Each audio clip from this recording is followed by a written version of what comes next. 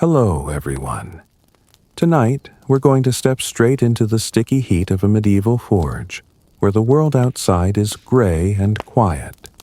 But inside, it's all swirling smoke, orange coals, and the ever-present clang of metal on metal. The very first thing you notice isn't the heat, though. To be clear, you're already reconsidering your life choices. It's the oddly sweet, almost tangy smell hanging in the air, a blend of scorched hoof trimmings, sweat, and something you'd later realize is just the smell of iron becoming alive. The light is strange, too. It's neither night nor day, but a world of flickering shadows where the sun filters through tiny high windows and mixes with the glow of the fire, painting everything with a feverish gold. The hiss of the bellows and the steady thud of the hammer make you feel as if you've stepped into some kind of living heartbeat. Let's be honest, this is not the job for anyone who likes soft hands or a clean shirt. Even your eyelashes seem to gather soot within seconds. If you're thinking, maybe it's just a bit of honest work. How hard can it be? Let me warn you now. By noon, you'll be questioning every romantic notion you ever had about swords, dragons, or the simple life. A playful warning, your greatest enemy today might not be fire, but the humble splinter courtesy of the ancient bellows that seem to shed more wood than they pump air. But here's why you should stay until the end tonight. Medieval blacksmithing is a wild ride of unexpected skills, village drama, and the sort of daily surprises that make modern office work look positively restful. Want to know what happens when you drop a half-finished horseshoe on your foot? Or how the local priest blesses your anvil after it bites someone? That and more awaits you if you stick around. So, before you get too comfortable, take a moment to like the video and subscribe, but only if you really like what I'm doing here. And while you're here, let me know in the comments where are you tuning in from and what time is it in your part of the world. I always enjoy seeing who's listening as we travel back in time together. Now, turn off the lights, maybe turn on the fan for some soft noise, and let's get started tonight. You're standing at the threshold, hesitating. The floor is dirt, hard-packed, and peppered with ancient iron shavings like metallic confetti from 1,000 forgotten jobs. In the corner, a tired rooster surveys the scene with the weary resignation of someone who's seen too many Mondays. The smithy is alive already, even before sunrise. The master smith, burly and soot-streaked, gestures you in. His eyebrows are singed, which is apparently normal. You watch as he stirs the coals, sending up a tiny volcanic eruption of sparks. The sound is mesmerizing, a symphony of popping embers, hissing air, and the low grumble of the master complaining about rookie hands. Your job: keep the fire alive. Simple enough, right? Except the bellows, a gigantic accordion made of leather, and suspicious stains creak and wheeze with every pump. Sometimes they groan, sometimes they fart. Always they seem to shed little splinters into your palms, a medieval handshake that says, "Welcome to the team." As dawn brightens, the forge begins to hum. You get your first lesson in reading the fire, a mystical practice that looks like staring into the abyss until your eyes water. The right color means the iron is ready. The wrong color means you'll be hammered by the master's glare instead of the tool. Historians agree, controlling the forge's heat was the true art of blacksmithing. Not just brute strength. It's a delicate balance, like trying to toast bread without burning it. Except your toaster is alive, angry, and allergic to subtlety. Outside, the village stirs. Children run past the open doors, holding wooden swords made from yesterday's scraps. Chickens cluck judgmentally, picking through straw. The local baker pops in to chat, leaving a trail of flour and unsolicited opinions about the price of nails. Even the village cat sneaks a look, possibly to check if you're about to drop something edible. It's a community space, this Smithy, a combination workshop, gossip hub, and occasionally emergency veterinary clinic. Suddenly, a shout. The blacksmith's apprentice, who looks suspiciously well-rested, drops a horseshoe and it clatters across the stones, sending the rooster into a panic. You learn quickly the forge is a world of near misses and constant motion. Iron tongs hang from every surface. Odd-shaped hammers lean against the walls, each with a mysterious nickname. Finger snapper, widowmaker, the tooth fairy. No one can explain why there's a jar of pickled eels by the door, but no one dares move it either. Legend says it's good luck or possibly just lunch. Your hands are already sticky with sweat, and your nose tingles from the constant shift between cold dawn air and waves of furnace heat. The next task is to sweep the floor, which seems futile since every step just kicks up more ash. You pause to watch the smith work muscles' rippling beard, smoldering slightly as he turns a glowing rod into a perfect circle. Watch and learn, he grunts. You try, but your mind keeps wandering. What if you accidentally forge a sword that bends sideways?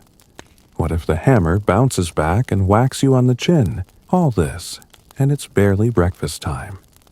There's already a queue outside a farmer with a broken hoe, a widow needing a new kettle handle, and the local priest holding a rusty horseshoe and muttering something about divine intervention. Every visitor brings a fresh story, a bit of news, or a dubious superstition. You begin to realize the smithy isn't just a workshop, it's the medieval equivalent of the neighborhood coffee shop minus the espresso, and plus a lot more accidental fires. The rooster, meanwhile, is plotting his escape, eyeing the open door. The bellows groan as you give them one more pump. The master smith smiles, sort of, and you wonder if you'll survive until noon, or if the pickled eels will be your last meal. One thing's certain, nobody ever complained of boredom in a medieval forge. Not if they valued their eyebrows. The day hardly feels like it's begun, and already you're sweating in places you didn't know could sweat. The forge breathes heat with every pulse of the bellows.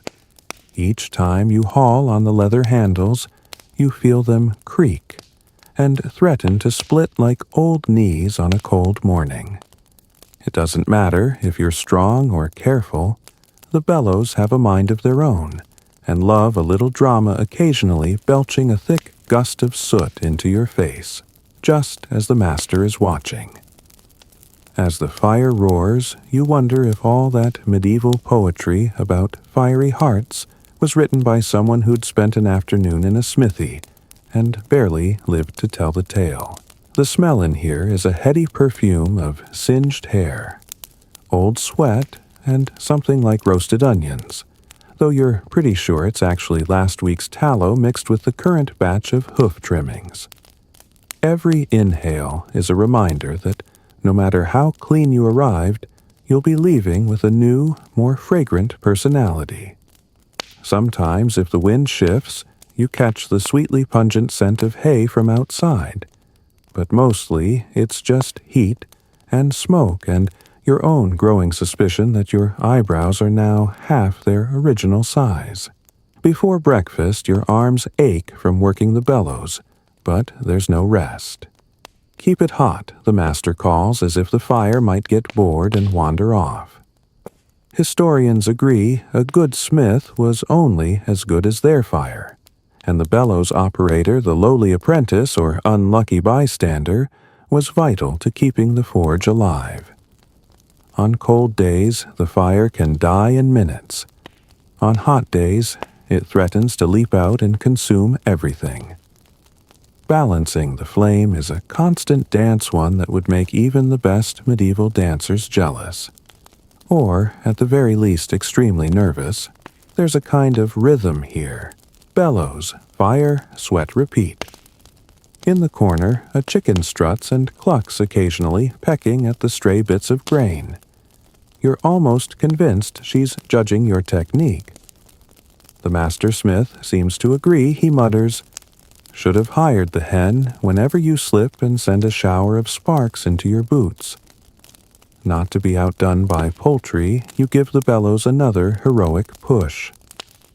They cough, wheeze, and then miraculously the coals blaze brighter, sending waves of heat so intense you could bake bread, forge a sword, and start a small sun all at once. Out in the yard, the village is waking up. The baker's boy delivers a tray of black bread, pausing to gawk at the spectacle of you fighting the bellows. A pair of goats wander close, perhaps hoping for leftover oats, or maybe just drawn by the commotion. Somewhere in the background, the distant sound of a cow complaining reminds you that life outside the smithy isn't exactly tranquil either. Still, it's hard not to wish you could trade places. At least the cows don't have to worry about spontaneous combustion. You're beginning to notice that everything in a medieval smithy wants to burn you. The tongs, for example, look innocent enough, simple iron tools meant for grabbing hot metal. But the handles absorb heat like gossip in a small town. The longer they sit near the fire, the likelier they are to brand you with a memory you'll never forget. The anvil is deceptively cool to the touch, until you lean on it absent-mindedly and realize it's been storing the forge's heat just for you. Even the bucket of water you use to quench your burns feels warm proof that nothing escapes the forge's reach. Midway through the morning, you manage to splash your face with some of that tepid water, only to be scolded by the master. Save it for the metal he barks as if you were about to drink the holy grail of cooling liquid.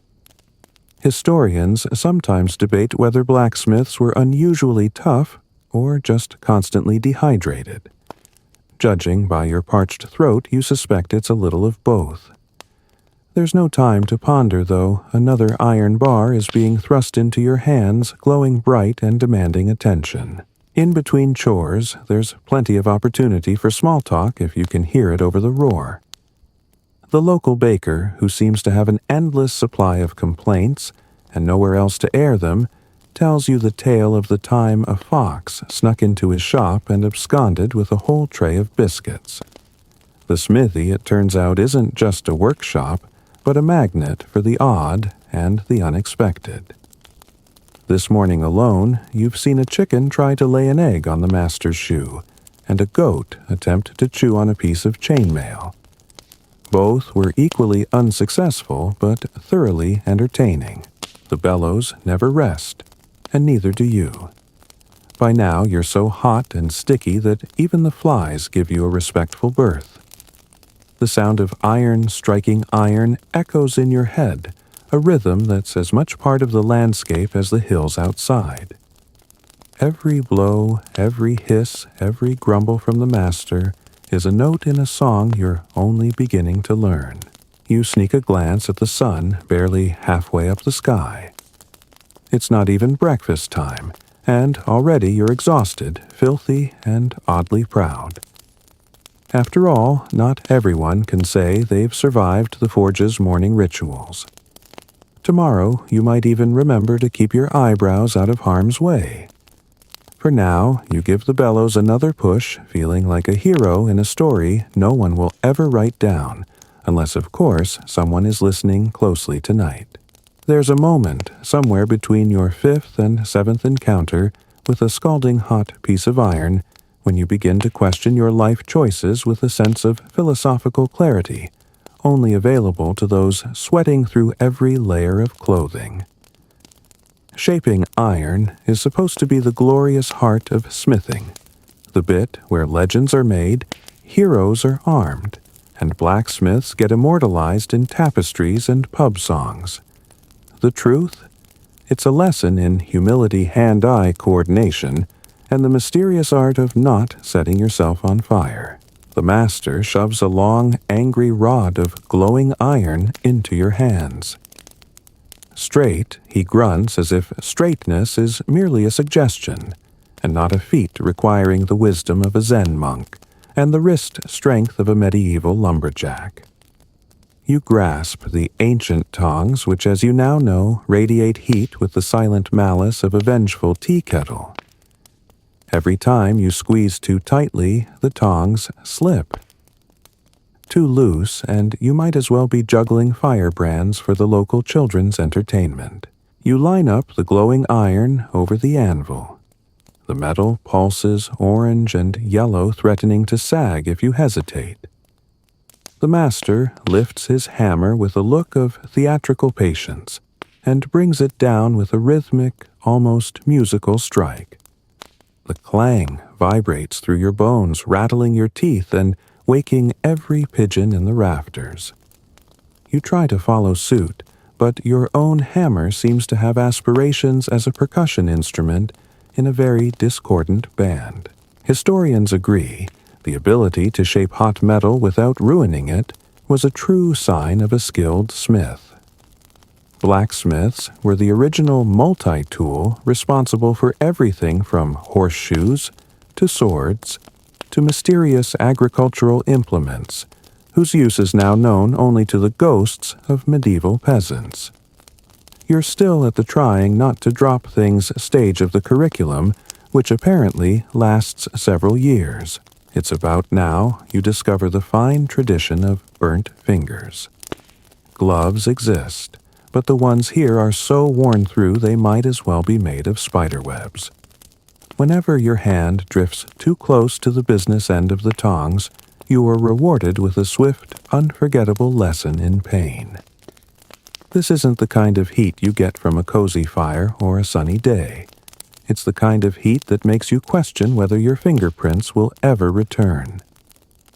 The master sees you flinch, shakes his head, and mutters something about soft hands from the city. You're not sure if that's an insult, a diagnosis, or a recruitment pitch. Outside, the sun climbs, and with it, the forge's temperature. You hear a village child calling to her friends about the smoke monster in the smithy. It takes you a moment to realize she's talking about you and your rather dramatic attempt at forging a perfectly straight nail. A dog ambles in, flops on the cool dirt, and watches your every move with the bored air of someone who's seen apprentices come and go. The rooster, meanwhile, has discovered a new perch on a half-finished plow, and from there he surveys the kingdom with a regal glare. You learn quickly that nothing in the smithy is ever truly clean or simple. The water bucket meant for quenching metal is blackened by countless years of use. When you dip your latest creation, it hisses and spits, releasing a cloud of steam that smells faintly of metal and regret. Sometimes, if you're lucky, the piece emerges strong and true. Sometimes it twists in the water, warping like a potato left too long in the sun. The master explains this is the fault of bad luck or malicious spirits.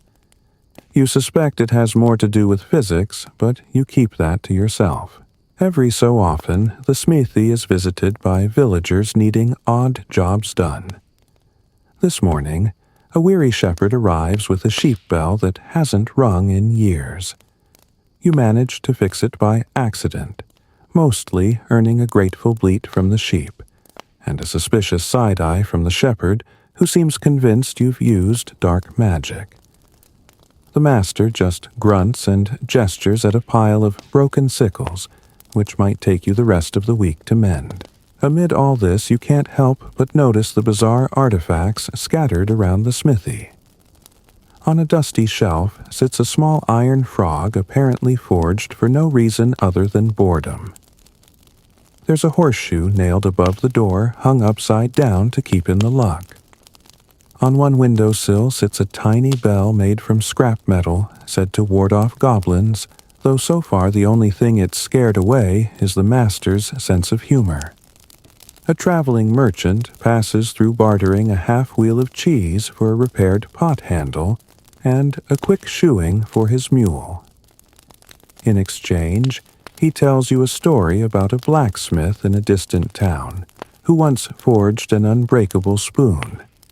The master scoffs, but asks for details. The story drifts into local legend, with every retelling adding a new, slightly less plausible twist. As noon approaches, the temperature in the smithy becomes more oppressive. Your shirt clings to your back, your arms are streaked with soot, and your face feels like it's been pressed against a griddle. But when you finally manage to hammer out a reasonably straight nail, the feeling is triumphant. For a moment, you understand why so many songs and stories begin and end in places just like this. You step back, flex your aching fingers, and let the hammer rest on the anvil. The master gives a rare nod of approval. The dog yawns, and the rooster crows either in celebration or simply because it's what roosters do. For the briefest moment, you forget the burns and the sweat. The forge, for all its challenges, is starting to feel just a little bit like home. If you thought medieval smithing meant hammering out swords for nights all day, you're in for a quick education in disappointment. By mid-morning, your apprenticeship has revealed itself for what it truly is, a never-ending circuit of chores, messes, and jobs no one else wants to do. Instead of forging legendary blades, you're hauling endless buckets of water, scrubbing soot from every surface, and occasionally rescuing a chicken who's wandered too close to the quenching trough. Apprentice is less a title and more a convenient label for human mop and perpetual errand runner. Your first task is to refill the water buckets, which would be easier if the village well wasn't guarded by a goose with serious attitude.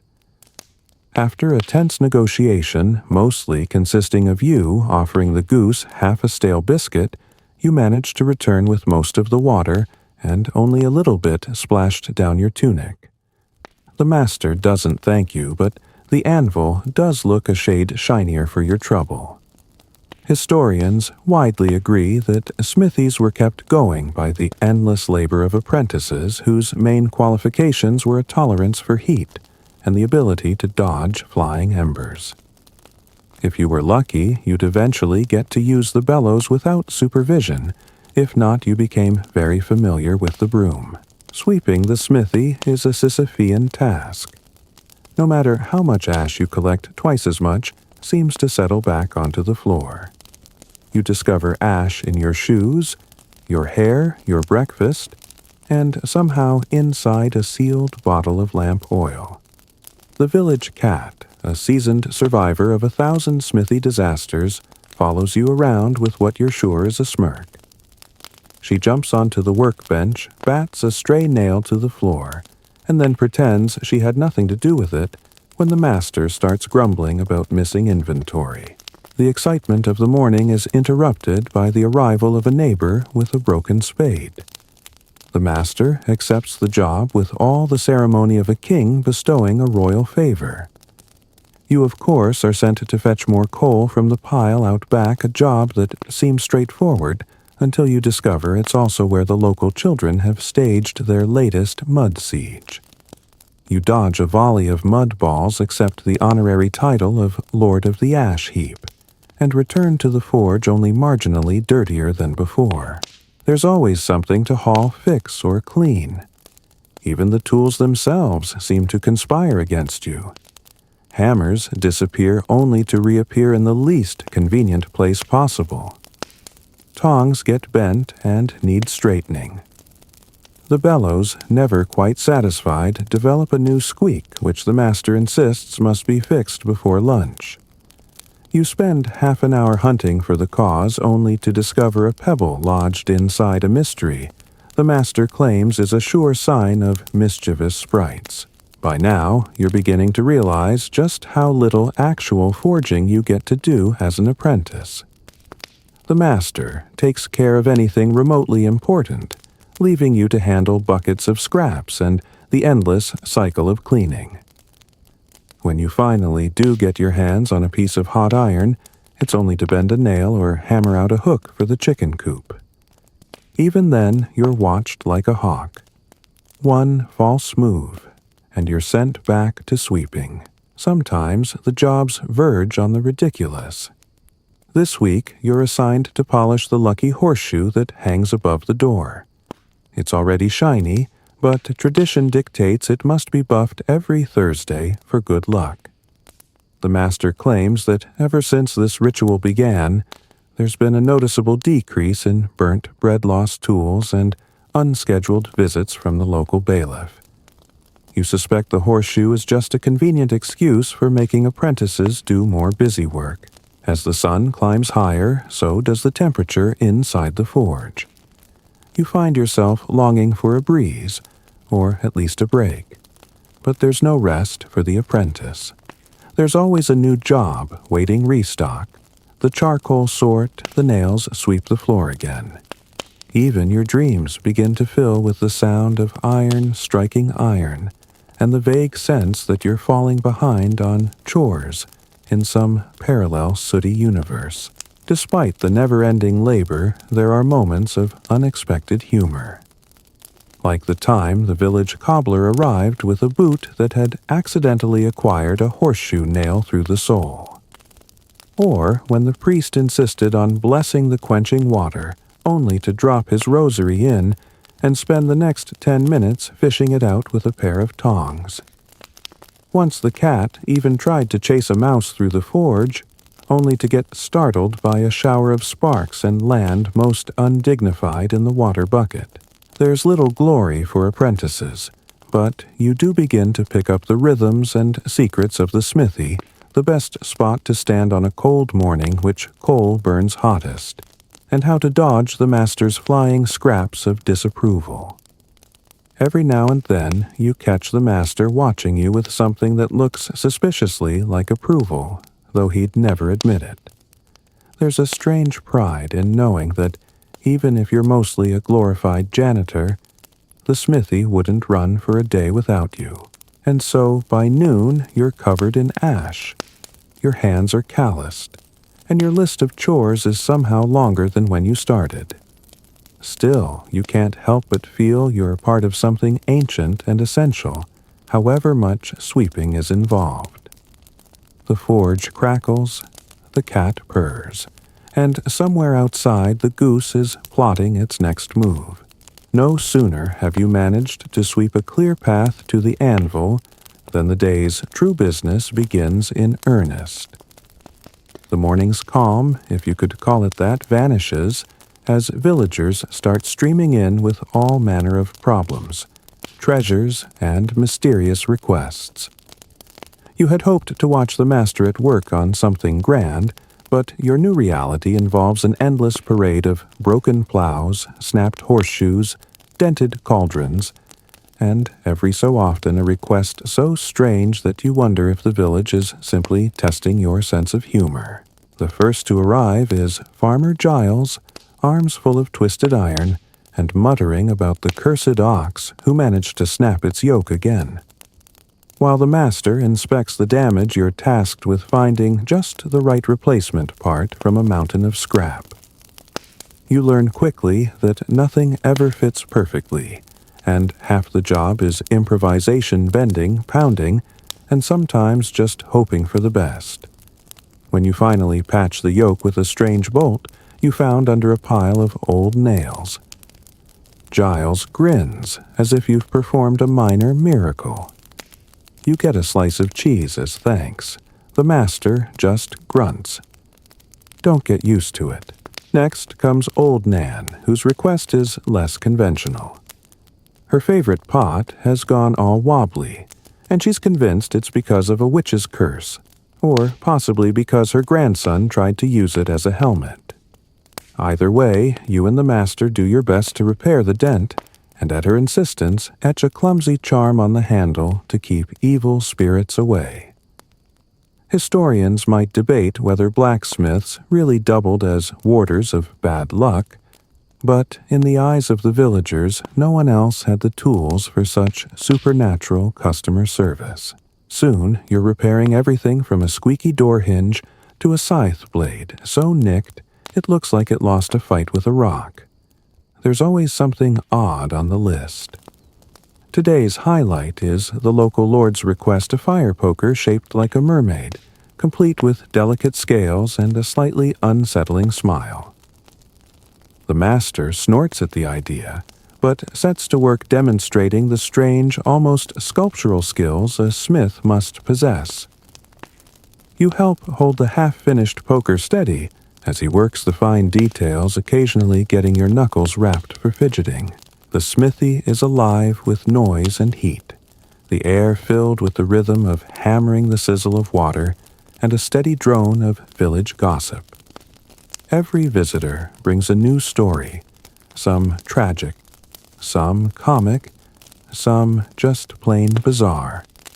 You learn about the miller's runaway pig, who apparently ate a pair of spectacles, the mysterious disappearance of 3 wooden spoons, and a rumor that the baker's bread has been haunted since last Tuesday. Each tale comes with its own requests for repairs charms or a sympathetic ear. Some requests are truly inexplicable. A shepherd brings a bell that won't sing, convinced it's jealous of another flock's music.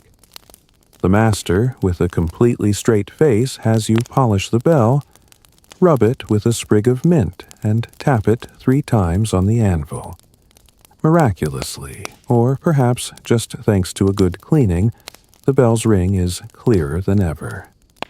The shepherd leaves, beaming, swearing you have the gift. You make a mental note to always keep a bit of mint on hand, just in case.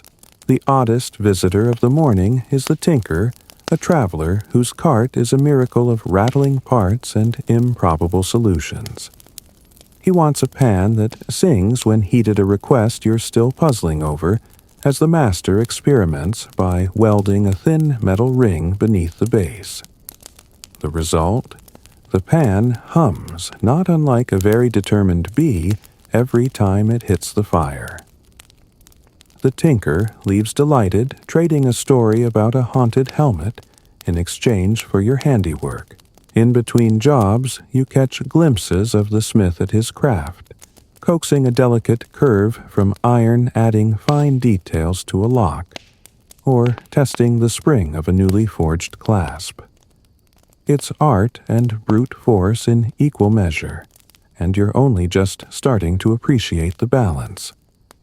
The master moves between tasks with the focus of a chess player, always 2 moves ahead, sometimes even anticipating requests before they're made.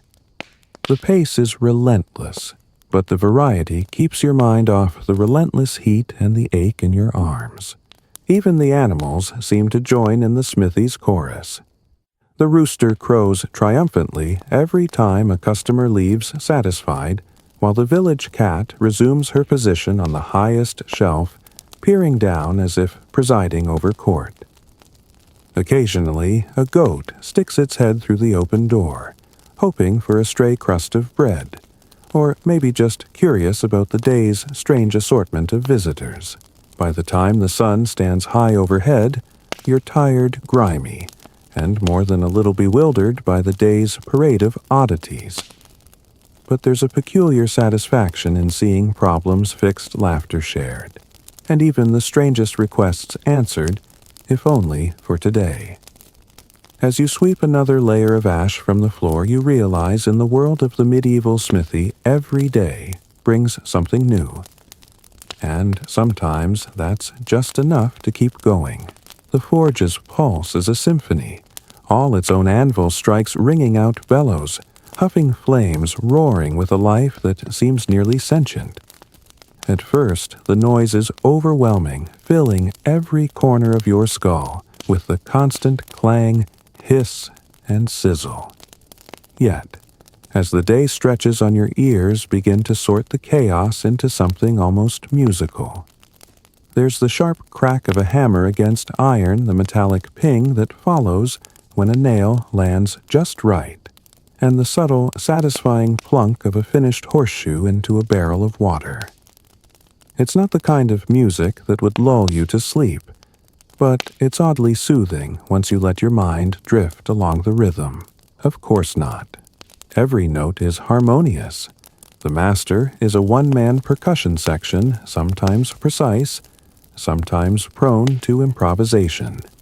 If your grip slips or your aim is off, the sound changes instantly, a dull thunk, a jarring screech, or, on unlucky days, a thwack that's quickly followed by your own yelp of surprise.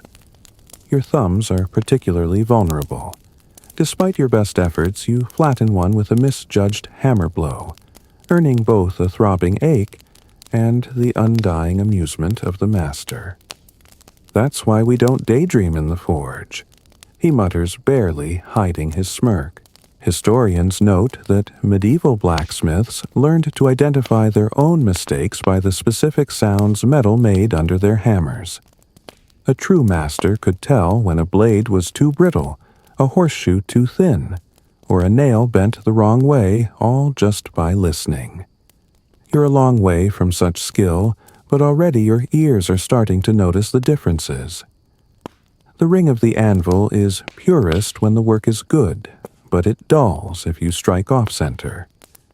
The metal itself seems to sing when it's just right, and you begin to appreciate why some old tales say iron has its own voice. Sometimes, though, the symphony devolves into chaos. A new batch of nails slips from your grasp and scatters like noisy locusts across the floor. The master raises an eyebrow, but doesn't say a word. The village cat, ever the opportunist, leaps from her perch and bats one under the workbench. You make a mental note that cats and smithies are a combination with more comic potential than safety. The forge is a crossroads, too, a place where people and stories converge with the steady background beat of metalwork. The local midwife arrives with a request for a new cauldron handle, claiming the last one vanished during a particularly boisterous celebration. The baker drops by this time with a tin whistle he's convinced will make his loaves rise higher if it's played in the shop. The master obliges, tweaking the instrument and handing it back with a warning, "Use it wisely, preferably when no one is listening." For a moment, the forge is filled with laughter, and you wonder if the world outside the smithy ever feels quite this alive. There's a quirky rhythm to the chores as well. When the bellows need patching, the master grumbles about the days when apprentices were made of sturdier stuff. You do your best to hide your bandaged thumb and get on with stitching up the cracks in the old leather. Even fixing the bellows is noisy, each tug and pull, accompanied by a barrage of squeaks, snaps, and the occasional encouraging shout from the rooster, who now sees himself as your supervisor. Not all the sounds are mechanical. At one point, a minstrel wanders past the open door strumming a lute and singing a ballad about a blacksmith who outwitted the devil. The master chuckles, tossing the man a coin with a wink. Don't believe everything you hear he tells you, especially if it rhymes. You file that advice away, grateful for the brief moment of lightness. Some moments are pure chaos. While working on a set of hinges for the local inn, your grip slips and the hinge clatters to the floor, nearly taking out your foot. The master shakes his head. The cat darts for cover, and the rooster launches himself onto a sack of coal as if to escape the impending apocalypse. It's just a hinge, you mutter, retrieving it with as much dignity as you can manage. But the truth is, every mistake is a lesson, every clang, a reminder that even the smallest jobs require patience. Strangest of all, the villagers seem to love the noise. Children peer in through the windows, giggling at every mishap, while adults swap stories just outside the door, the sound of metalwork serving as the backdrop for the day's gossip. The smithy isn't just a workshop. It's the heart of the village, a stage for everyday drama, and the occasional slapstick comedy usually starring you. As the afternoon presses on, you find your own rhythm within the smithy's symphony. The hammer feels less foreign in your hand. Your thumb, while still sore, throbs in time with the pulse of the forge. Even the master's critiques start to sound almost affectionate, though you know better than to say so out loud. And when the anvil sings, just for a moment, you almost believe you could do this for more than a day. Then, of course, a stray nail finds its way into your boot, the bellows spring another leak, and the symphony shifts back to chaos. But that's the music of the smithy, never perfect, never quiet, and never, ever boring. By the time you've gotten the hang of the bellows and the rhythm of the hammer, you realize that the forge isn't just a workplace or a concert of clangs. It's the village's crossroads for every oddball character, every story, and every strange request. The smithy door never seems to close for long, and every creak of its ancient hinges means a new face, a new problem, or sometimes a new tale you'll be puzzling over long after the sun sets. First comes the traveling tinker, pushing a cart piled so high with pots, pans, and broken dreams that you half expect a goose to leap out of it. The tinker always brings news from neighboring towns whose cow won the latest fair, who's invented a new kind of turnip grater, and who's lost their shoes to mud pigs or ill-advised river crossings. Today, he wants two things, fixed a bent ladle and a lantern with a mysterious rattle. The master fixes the ladle with 2 precise taps and then asks you to investigate the lantern. After a few shakes and an awkward dance with hot metal, you discover a pebble wedged inside its only crime being too round and too noisy. While you're reassembling the lantern, the next visitor appears a toothless old man who claims to be a retired knight, though no one remembers him from any battles. He has a dented helmet and a wild story about slaying a particularly rude goose somewhere near the crossroads. "Can you fix the helm?" he asks, eyeing you suspiciously. And make it goose-proof, the master manages to hammer out most of the dents, and you add an extra strip of metal around the rim for good measure. The man leaves, convinced his head is now the safest in the county, though the local goose population may feel differently. There's always a parade of the eccentric. The priest arrives next, not to bless the anvil this time, but to drop off a suit of armor said to be cursed. Apparently, anyone who wears it gets blisters in embarrassing places. The master promises to check for malignant rivets and hands it off to you for cleaning. As you work, you overhear the priest whispering a quiet prayer, perhaps for the armor, perhaps for your immortal soul. Historians would be quick to point out that while church and forge were closely linked, the line between superstition and reality was often as blurry as your vision after too many hours in the heat. Just as you're finishing up with the blighted breastplate, a woman bursts in with a bucket that's sprung a leak and a frying pan that she claims used to sing on market days. This particular request brings the master genuine delight. He tries a dozen different tricks, rubbing the pan with salt, tapping it on the anvil, and finally attaching a bit of bent wire underneath. When he hands it back, he solemnly instructs her to keep it near the bread, not the cheese, as if that's the obvious solution. She leaves satisfied, the pan still suspiciously silent, but with a smile that says she's part of the joke. Then comes the local herbalist looking for iron tongs, just the right size to retrieve jars from her cauldron. You're tasked with forging them, and after much trial and error, and a short detour involving the village cat testing their sturdiness, you manage to create a pair that even the master grudgingly approves of. In gratitude, the herbalist gives you a tiny pouch of dried lavender, which you immediately stash in your pocket, hoping it might someday overpower the scent of your socks. It's not all strange tools and superstitions. Sometimes visitors come with news a merchant's caravan stopped by the crossroads. A child born with a shock of red hair, sure sign of luck or trouble depending on whom you ask. or the sighting of a wild boar near the orchard. The smithy is as much a hub of gossip as it is a workshop. The master listens with half an ear, grunts at the interesting bits, and always asks whether anyone's heard about a missing anvil, a running joke since anvils are far too heavy for most mischief. But for all the chaos, there are quieter moments too. In the lull between customers, the master sometimes shares a secret technique, a twist of the wrist to curl iron, a trick to keep horseshoes from warping, or a story about the time he accidentally invented a spoon with personality. You're starting to realize that the forge is as much about stories as it is about steel. By midday, you've seen enough oddities to fill a minstrel's songbook. A helmet reinforced against aggressive geese. Armor cursed by a suspiciously itchy lining. A singing frying pan that may or may not hold its tune.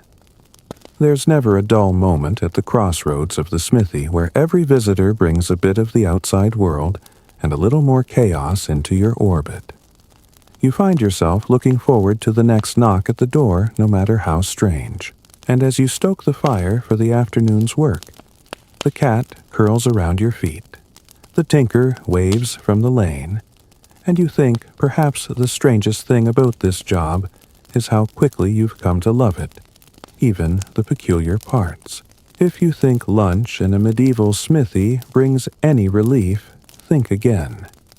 By midday, your stomach is rumbling, but you find yourself torn between hunger and the need to scrape soot from your hands-arms, and somehow your ears. The midday meal here is both a reward and a brief truce in the day's battle with iron and flame. You take your place on a worn bench in the corner, where even the sunbeams filtering through the high windows seem weary heavy with the smell of ash and sweat. The meal itself is humble, but earned a hunk of black bread still warm from the baker's morning fire, an onion so sharp it clears your sinuses, and a slice of pale cheese if you're lucky. Sometimes there's a pot of stew bubbling on the forge's edge. Meaty if there's been a recent feast, mostly turnip if there hasn't. You're grateful either way, and even the cat tries her luck, curling up at your feet and making eyes at your plate. The master claims she's there for the company, but you suspect she's just waiting for crumbs. As you eat the world outside, the smithy keeps humming along.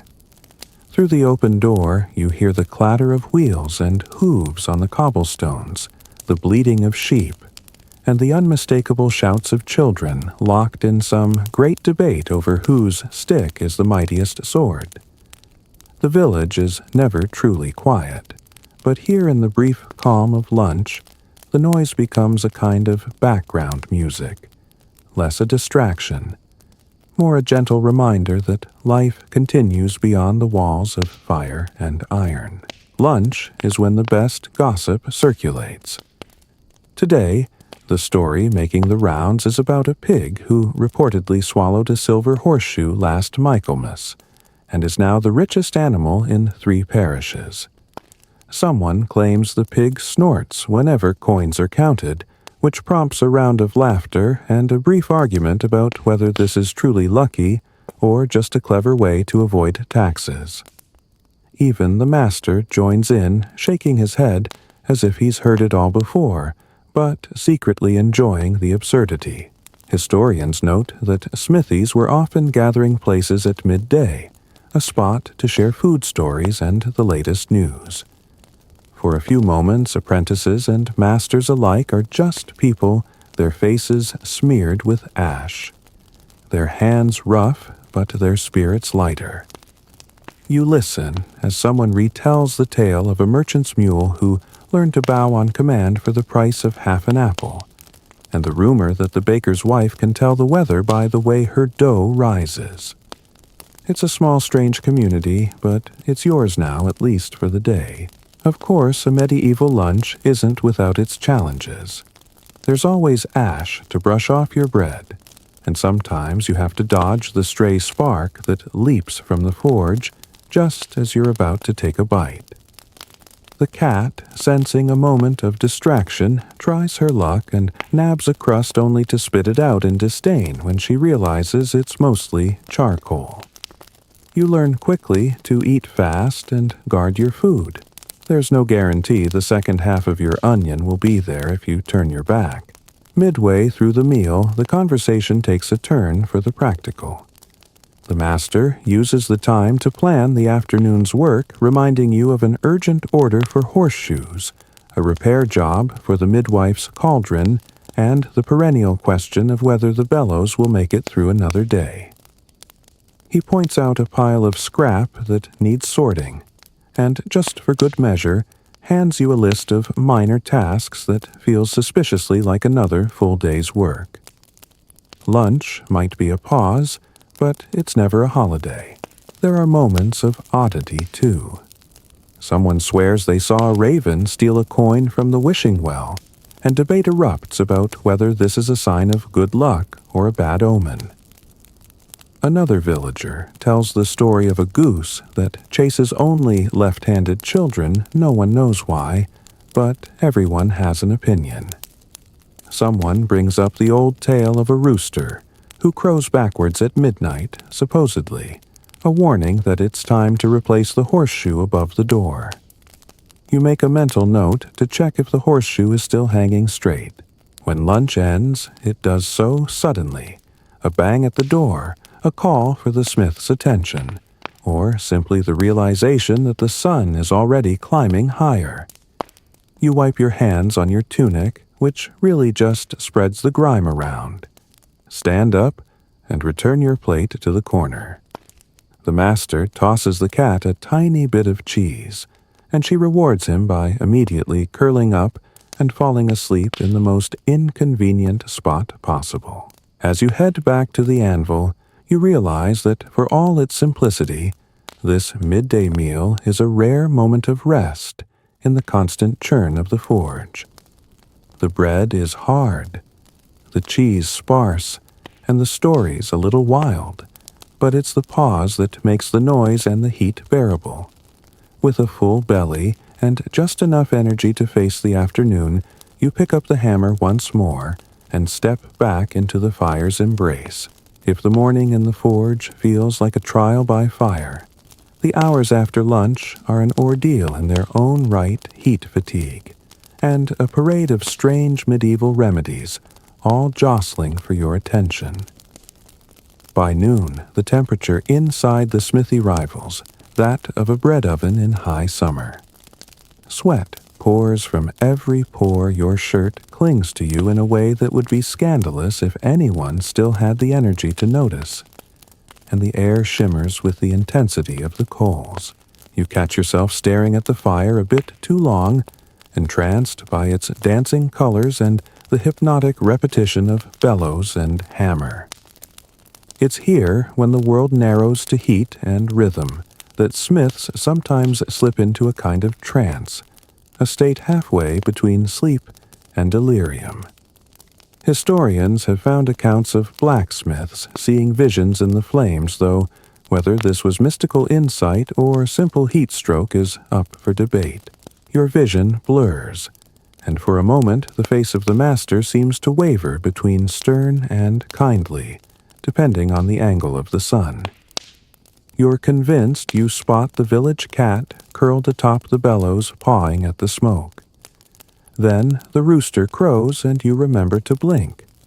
Medieval smiths, it turns out, were notorious for working through headaches, dizziness, and the kind of exhaustion that would send a modern office worker running for the HR department. The remedies for this kind of fatigue are as colorful as the work itself. Someone suggests a power nap, which in Smithy terms means slumping in a shadowy corner for 5 minutes, until a new customer or an angry goose wakes you. More commonly, the answer is to down a mug of the master's strengthening beer, brewed dark and strong enough to revive even the droopiest apprentice. There's also the village healer's solution, a cloth soaked in lavender and vinegar draped across your brow while she lectures you on the dangers of smoldering spirits.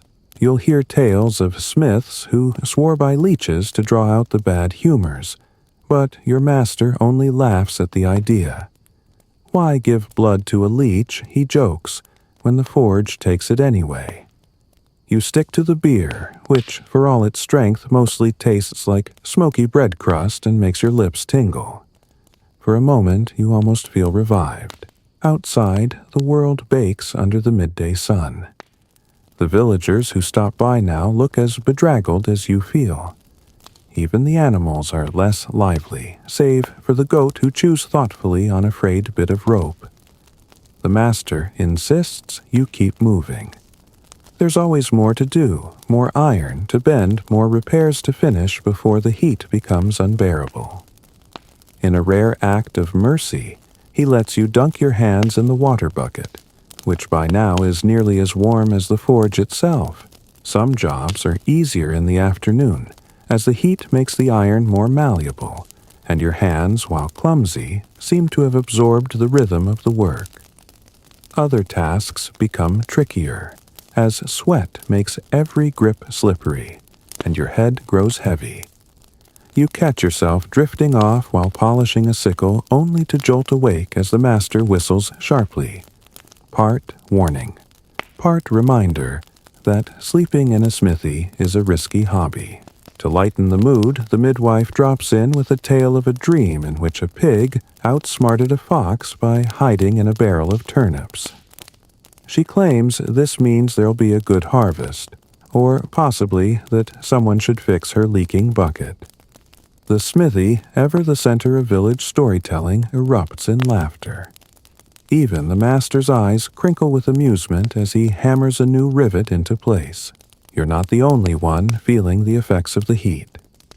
The cat sprawls in a rare patch of shade, one ear twitching every time a spark lands too close. The master's sweat beading on his brow douses his hands in the water barrel and shakes them dry. For a moment, the only sound is the faint crackle of cooling iron and the distant buzz of summer flies.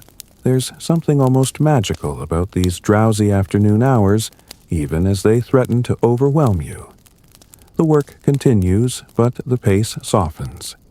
The laughter grows easier, and the stories longer.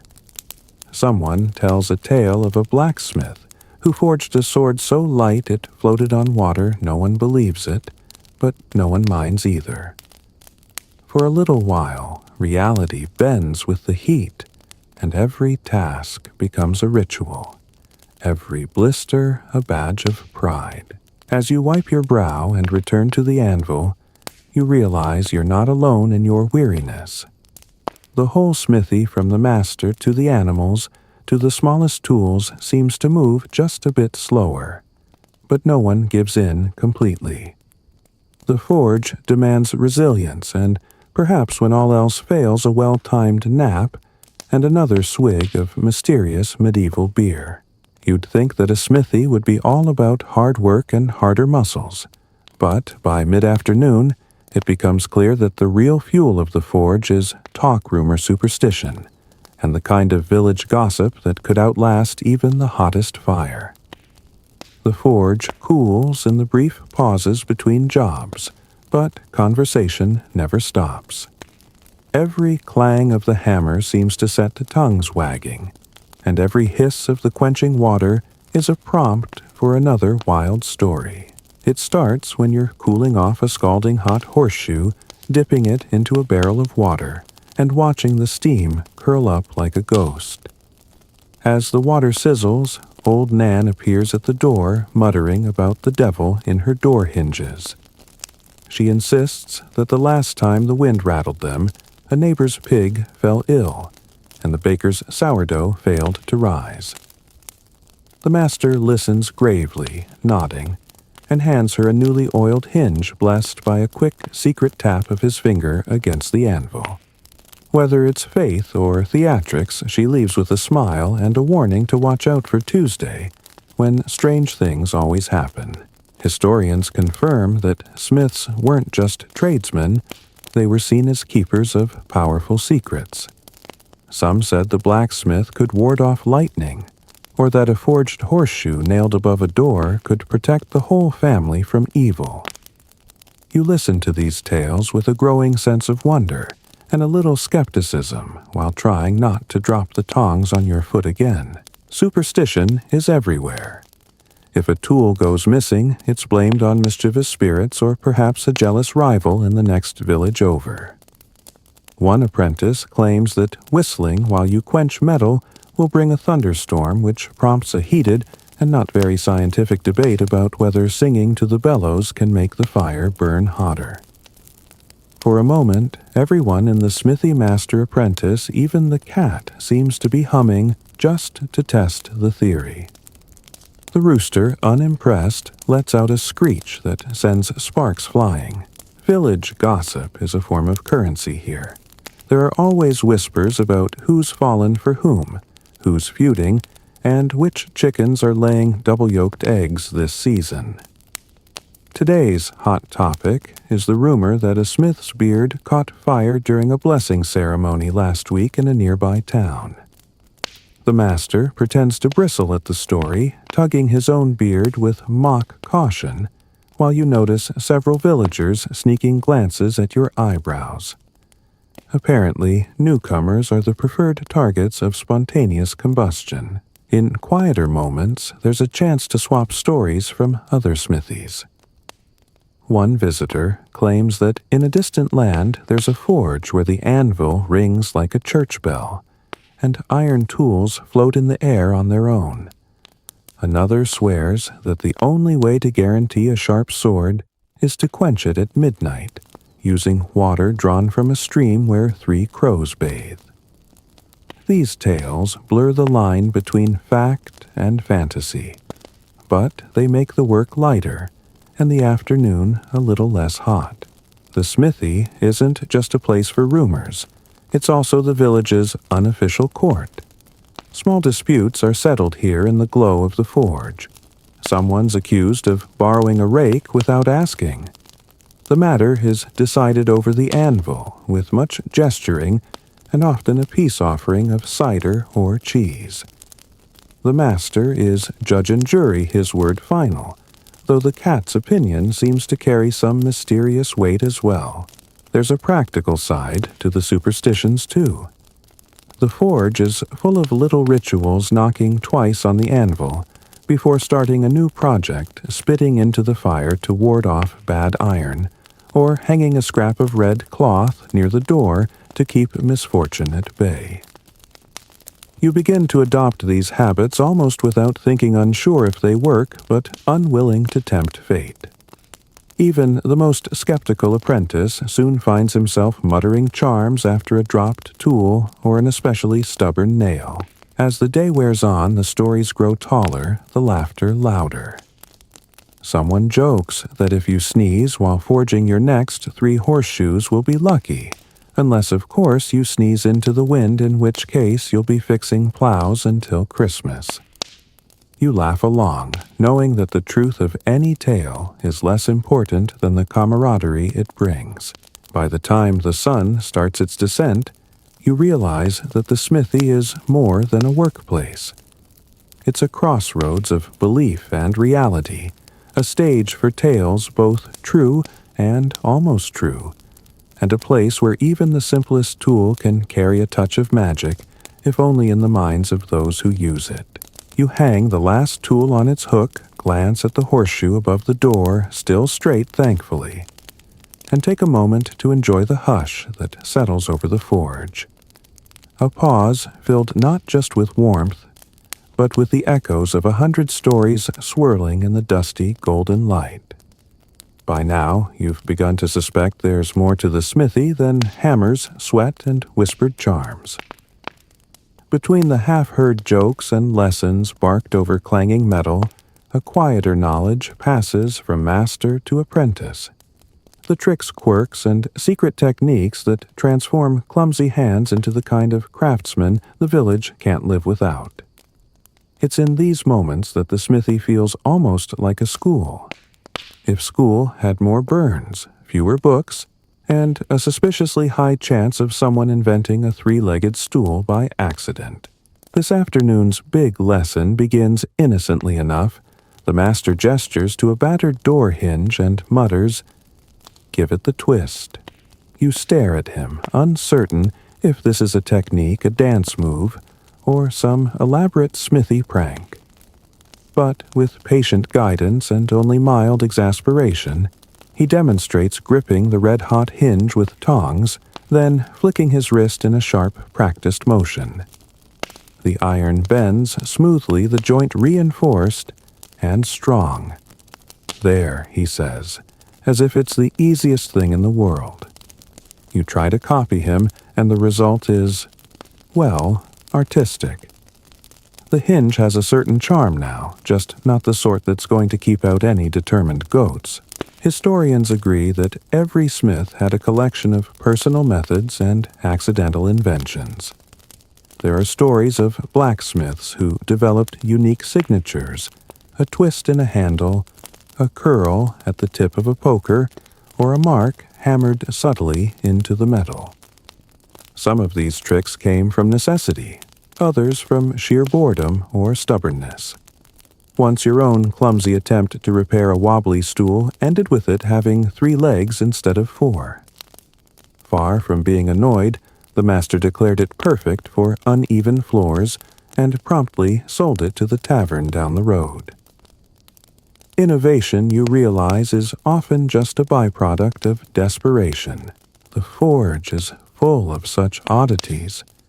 There's the bucket with a built-in pour spout invented by accident, when someone missed with the hammer a hook shaped like a cat's tail, copied from the real thing who seems flattered, and a self-stirring ladle that really just wobbles a lot if you don't hold it steady. Each item has a story, some proudly told, others sheepishly admitted during lunch. Even the master, who claims to have invented a silent bell for quiet sheep, still can't explain why his nails occasionally smell faintly of onions. The afternoon is peppered with little experiments. The master hands you a bar of scrap iron and tells you to try your hand at scrollwork, a decorative twist and curl used on everything from gates to window grills. Your first attempt looks less like art and more like the aftermath of a particularly agitated snake, but it's met with encouragement. "Not bad for a beginner," the master says, before quietly using it to patch a gap in the chicken coop. Sometimes invention springs from necessity. When the midwife arrives in a hurry needing a clasp for her satchel, the master quickly fashions one from leftover wire and a nail. A new design, he proclaims, twisting the metal into a simple but sturdy lock. The midwife inspects it, nods, and presses a few wild herbs into your palm as thanks. Lavender again, perhaps it's becoming your unofficial Smithy scent. There are accidental lessons, too. You discover that if you leave a poker in the fire too long, it bends into a delicate spiral, which the master claims is now all the rage in distant cities. A failed attempt to weld 2 pieces of iron together results in a tiny gap useless for most jobs, but suddenly perfect for hanging up the master's favorite tongs. Every mistake is a step toward understanding, even if it's occasionally a step in the wrong direction. Of course not. All experiments are celebrated. When you ask the master why some nails taste like onions, a genuine question prompted by the odd flavor lingering on your fingers, he nearly drops his hammer, laughing. That's just the lunch you never got to finish.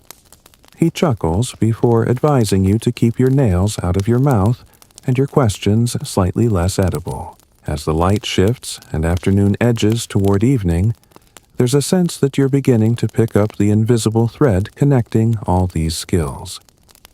You start to notice details you'd have missed this morning, the way the iron glows just before it's ready. The subtle change in sound as metal cools the look the master gives you when he's about to impart something genuinely important. By the time you hang up your apron for the day, you've learned more than you thought possible. Your hands are nicked, and stained your shirt permanently tattooed by soot, and your head buzzing with new ideas, and not a little pride. There's a quiet satisfaction in knowing that just maybe you've added your own small twist to the Smithy's long story. And if not at least the three-legged stool found a home. If you assumed the village blacksmith lived on the margins of society, think again. By late afternoon, you discover just how central the smith's place is, not only to the daily grind of horseshoes and plowshares, but to the very heartbeat of village life. There's a strange social alchemy in the air somewhere between respect, mild fear, and relentless expectation. The blacksmith's reputation is forged just as surely as any blade, and you're starting to see the power and peril that comes with being the keeper of the fire. It begins with the miller who breezes in with a broken gear and a bag of flour. He addresses the master with a deference you've rarely seen, almost as if approaching a local lord. Only the smith can fix it. He says a phrase you'll hear repeated in one form or another all afternoon. Smiths occupy a curious spot, vital yet always on call, respected but never quite allowed to rest. When the master tells the miller it'll take until morning, there's no argument, just an understanding that you don't rush the person who can mend your world. The social landscape is complicated too. Between hammer blows, villagers slip in for small talk and not-so-subtle hints about favors owed or owed to. The blacksmith, it seems, is also an unofficial advisor-mediator in squabbles witness to promises and, sometimes, whether asked or not, a provider of free shoe repairs for the local monks. You find yourself roped into a discussion about the state of the church bell. It leans slightly to the left, and before you know it, you're helping craft a new bracket, while the master delivers unsolicited advice about the best way to mend a marriage. Historians point out that blacksmiths often wielded outsized influence in medieval towns. Their tools and skills were indispensable, and their forges were safe havens in storms both literal and social. Still, you notice the master never lets flattery distract him for long. The work is steady, the demands constant. Every new visitor brings a challenge. A young woman wants a lock for her diary, though she whispers her request and gives the rooster a suspicious glance. An elderly farmer stops in with a scythe blade so thin you wonder how it ever cut grass. You help patch and sharpen, listening to the stories behind each object. There's an art to navigating these requests, and the master does it with practiced ease. One moment he's all business negotiating the price of a plow repair. The next, he's quietly slipping a few extra nails into a widow's basket, or offering a sympathetic ear to the baker who's feuding with his flour supplier. Sometimes the lines between payment and favor blur a loaf of bread, a pot of honey, or a half-dozen eggs exchanged for work the smith can't resist doing. Strangest of all is the expectation that the smith knows everything. Why are the apples ripening early? Is the well haunted this year? Did the village cat really chase off a fox? Or is it just another tall tale? You begin to understand why the master listens so much more than he speaks. His answers are measured, sometimes evasive, but always weighted with the authority that only someone trusted by all sides can carry. And then, of course, there are the moments of pure farce. The monks arrive in a fluster robes singed at the hem, carrying a bent candlestick and a request for a discreet repair. You're sworn to secrecy, then promptly invited to the next church supper as payment for your silence. Later, a pair of teenagers argue loudly outside about whose horse will run fastest at the next fair, each insisting their shoes hold the better luck. The master smiles and simply says, "Luck is in the fitting." Between all the errands, you realize the smithy is also a meeting place for advice that veers suspiciously close to matchmaking. You know the potter's son would make a fine apprentice, a neighbor hints, while someone else whispers that the midwife's niece has taken to wandering past the smithy in the evenings. The master just grunts, as if such negotiations are best left to fate and stray cats. By day's end, you're exhausted in new ways, not just from the labor, but from the swirl of secrets, requests, and sly glances. You sense the smithy's true currency isn't iron or gold, but trust. The master wields it as skillfully as any hammer, knowing just how to keep the peace and occasionally to stir the pot. As you hang up your apron for a brief rest, a final visitor slips through the door with a riddle and a broken hinge. The master promises to solve both by sunrise, and you suspect he's telling the truth. In a village that relies on the fire's glow to hold everything together, the smith isn't just a craftsman. He's a quiet force at the center of it all, both witness and participant in the grand ongoing drama of ordinary life. As the shadows lengthen and the forge cools, the weight of the day settles into your bones, a heaviness that even the brightest fire can't burn away. The steady throb in your palms and the fresh blisters forming beneath layers of soot become proof of your apprenticeship badges of survival in a world where sleep is both a luxury and a battleground. By late afternoon, you're not just tired, you're transformed as if the smoke and sweat have forged you into something new. Your hands, once soft and nimble, are now rough as old bark. The lines on your palms blackened by the day's labor. There's a gentle ache in your arms, a stiffness in your back, and a new appreciation for every patch of cool shade. The straw mattress in your mind grows more inviting with every passing moment, though the real thing promises a slightly lumpier reality and the faint smell of last week's hay. Historians agree medieval blacksmiths rarely knew true rest. Most slept in fits and starts catching whatever moments of peace they could before a knock at the door or the cry of a restless animal. If you're lucky, your dreams tonight will be filled with something softer than the memory of red-hot metal. But as you scrub your hands in a basin of gray water, its surface swirling with soot and iron, you wonder if the forge ever truly leaves you, even in sleep. The master, though stoic and seemingly tireless, isn't immune to fatigue either. You catch him sitting quietly on the stoop, eyes half closed as he listens to the evening sounds, the clop of hooves, the lowing of cattle, the gentle rustle of wind in the eaves. The rooster, who spent the day orchestrating chaos, finally tucks his head beneath a wing. The village cat, queen of the smithy, curls up beside the dying embers, purring in time with your heartbeat. Night brings its own rituals. You tend the coals, bank the fire, and sweep the last of the day's ash into the yard, watching as it mingles with the dusk. The smithy grows quiet, the clangor of the day fading into soft, scattered memories. You patch up your hands as best you can, a smear of honey here, a scrap of clean cloth there, and wonder how many blisters it will take before your skin toughens for good.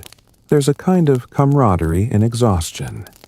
The master grunts approval as you finish your chores, offering you a chunk of hard cheese and a cup of watered ale.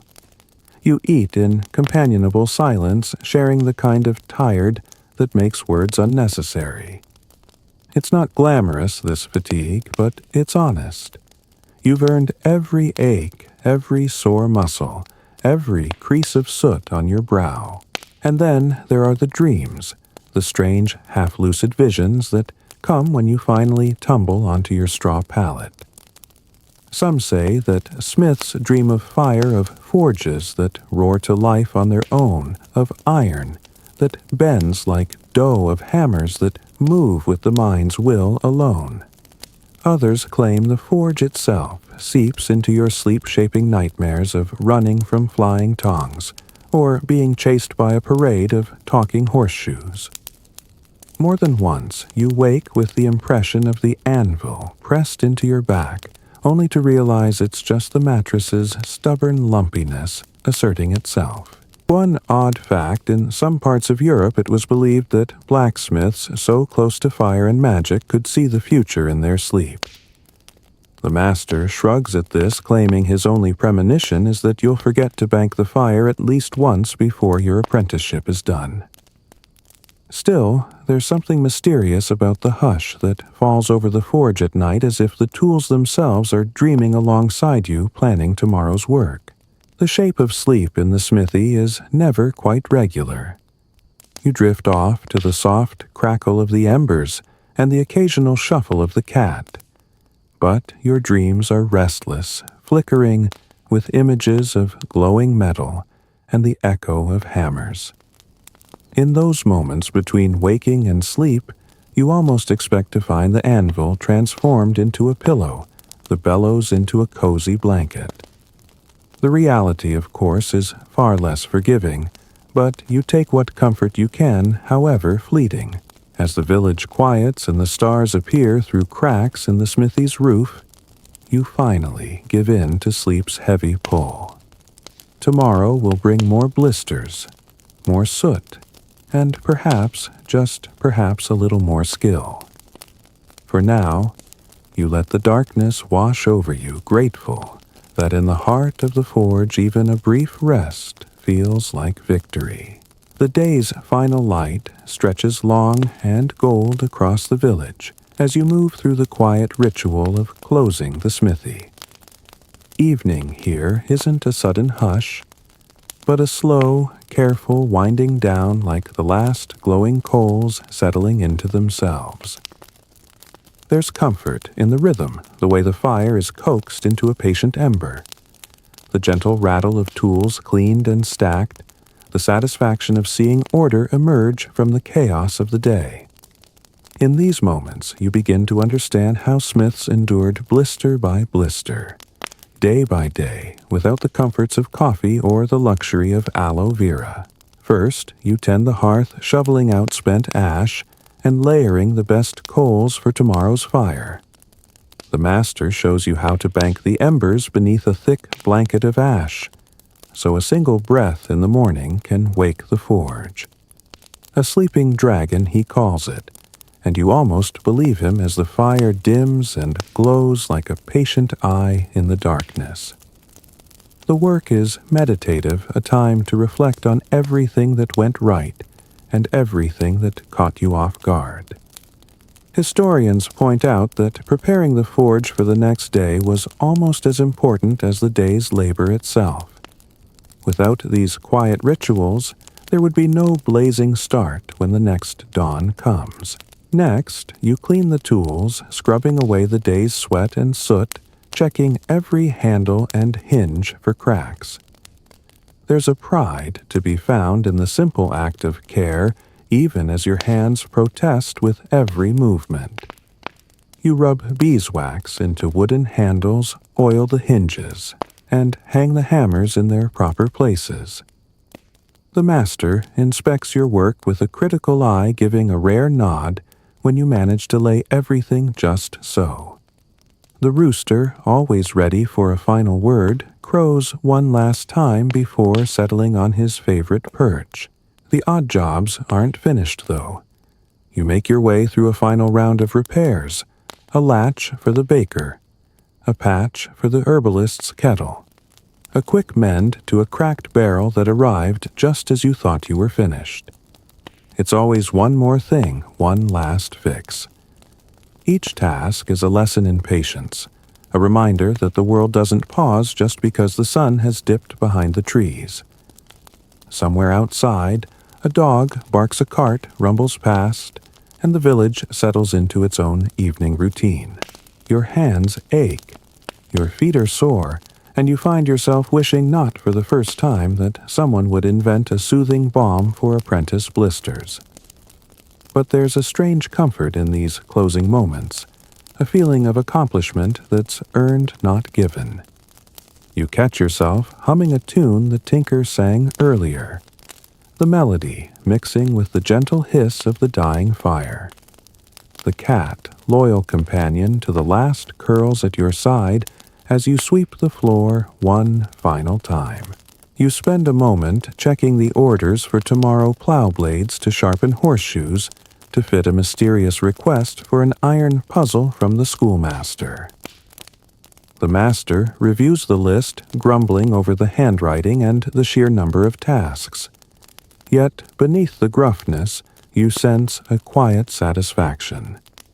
The Smithy survives not on heroics, but on this steady, persistent care. Evening brings its own peculiar worries. You wonder how Smiths endured these aches without coffee, how they managed cracked skin and sore muscles with nothing but a rag and perhaps a dab of tallow. You've heard stories of Smiths rubbing dock leaves on their hands or soaking feet in cold water at the end of a long week. The master offers only this advice: eat well, sleep deep, and never trust a bucket that looks too new. It's not quite the wisdom you expected, but you take it to heart. As darkness finally settles, you step outside and breathe in the cool air, letting the day's heat fade from your skin. You look back at the forge, a world of fire and labor stories and sweat now dim and quiet, but ready to roar back to life at dawn. Tomorrow will bring more work, more challenges, and maybe even a few surprises. But for now, the tools are clean, the embers are safe, and your head is heavy with the simple satisfaction of a day well spent. You head to your corner, roll out your straw mat, and rest your head. The aches and blisters will be waiting in the morning, but so will the fire and the promise of another day in the heart of the smithy. Night settles over the village, and the smithy a quiet unlike any you've known all day. The last chores are done, and the world inside glows with the gentle crackle of cooling coals. Shadows stretching across walls that now feel oddly welcoming.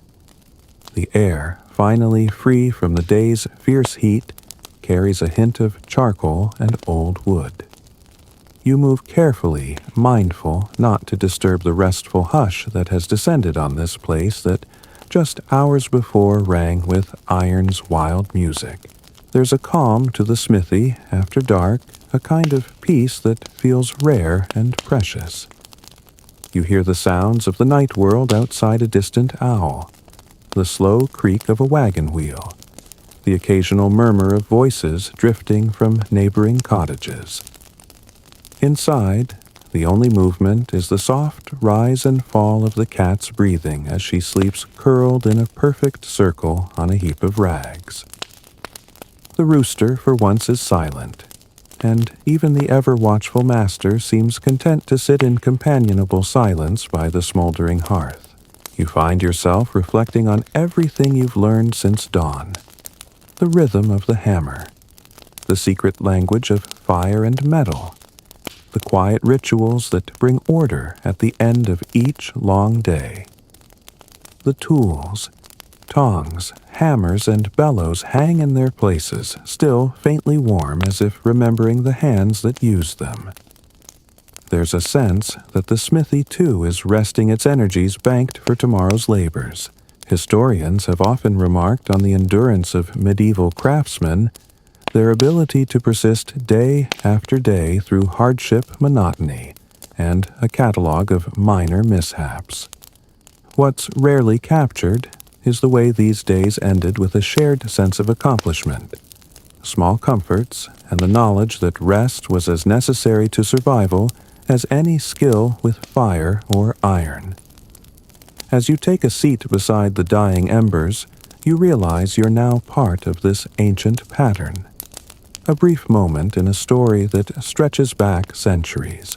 There are still odd noises here and there. Sometimes the forge lets out a final pop as a coal breaks, or the wind pushes through a crack in the door, carrying the scent of earth and cut grass. You catch yourself listening for the footsteps of late visitors, someone desperate for a last-minute repair, or perhaps a neighbor just needing company. But tonight, no one comes.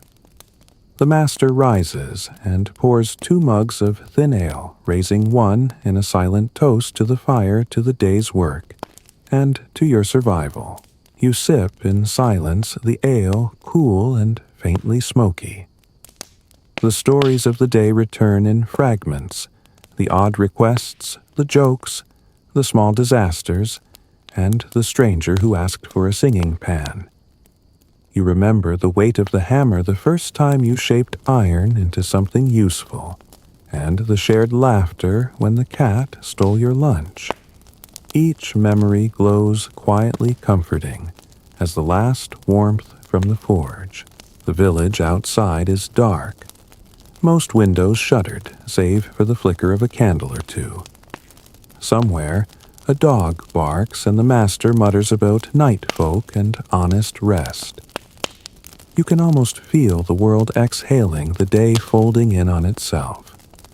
This is the secret the forge keeps for those who linger, the knowledge that everything, hardship, joy, and all the sweat in between finds its place at last in the gentle hush of evening.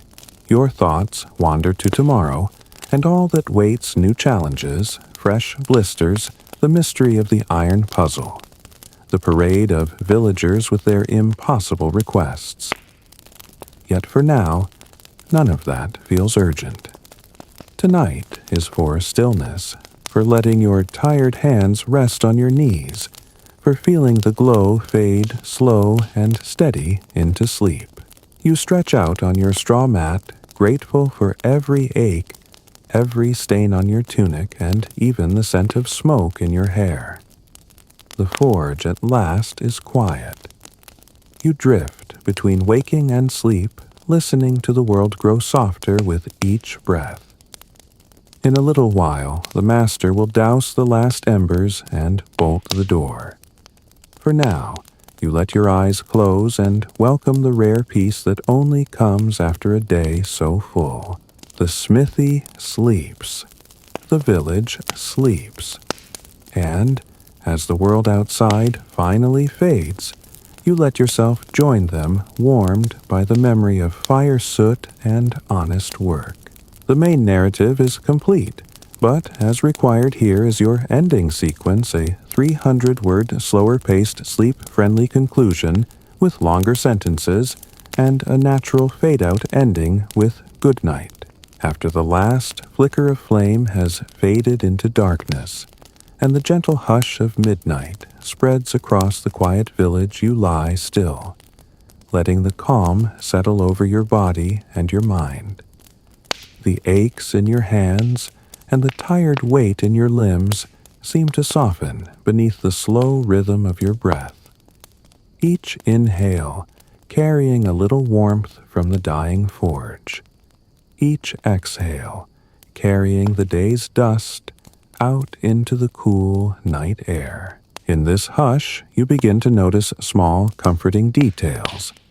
The muffled chirp of crickets outside the window. The steady breathing of the cat curled nearby.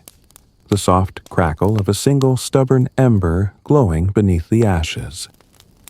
The tools you cleaned and carefully hung are now silent, suspended in shadow, resting until dawn brings them to life again.